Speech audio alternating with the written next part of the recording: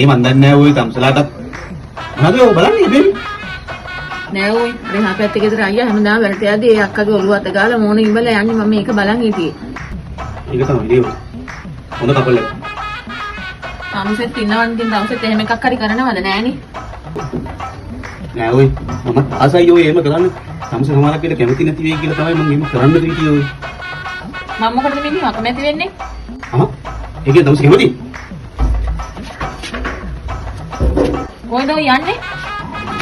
නෑ මේ අර අකට මේ මං ඔළුව අත ගාලා උම්ම එකක් දීලා එන්න.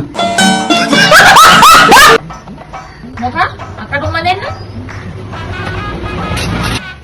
මොකද ඔයන්නේ? මේක තමයි. මගේ මිනිහගේ ඇඟේ අරක් අරගෙන ඉන්න සනියෝ පෙරේතයෝ මොහිනියෝ කුම්බාණ්ඩයෝ ඔක්කොම දුර වෙලා මගේ මිනිහට සෙතක් සාන්තියක්ම වේවා. මේ මාර්ගෙන් ගිහලා ඔළුව වටේ තුන් පාරක් කරකවලා තුමන් හන්දේ එක්ක ගිහලා දහලෙනවා. මේක? ඔව්. මේක නේද? ඒක ඕනේ නෑ ඔය. තමුස මගේ ඇඟෙන් ගියාම කිසි ගතියක් නෑ ඔය. තමුස මේක පොල් සම්බලයක් කරලා කනවා. බුදුවා දෙන්නෙන් තමයි පොල් ගෙඩියම ඔළුවට එලා.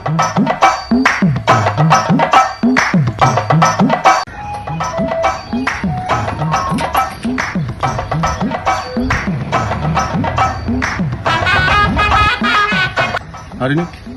අදත් දණ්ඩම්මයි ලේලි රණ්ඩු වෙලාද කොහොමද? හරි. අදත් කාපන්කෝ කඩින්. මොකද?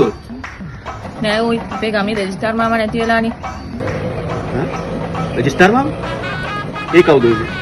සුපර් ස්ටාර් දන්නවා, ඩ්‍රීම් ස්ටාර් දන්නවා, සුපර් ස්ටාර් දන්නවා. රෙජිස්ටර් මාමා කවුද? මේ බූරුව අපේ කසාද රෙජිස්ටර් කරේ. ඒ මාමා මැරිලා. අයියෝ අපේ කසාද රෙජිස්ටර් කරපු මාමා.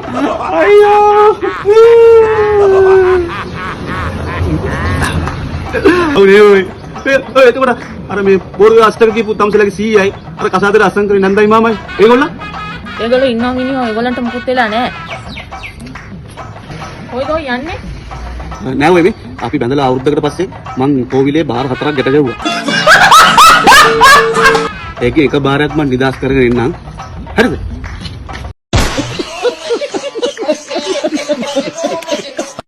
കിളിയേ കിളിയേ മണി മണി മേഘത്തോപ്പിൽ ഒരു മലർ മുള്ളാൻ പോകും അഴകിൻ അഴകേ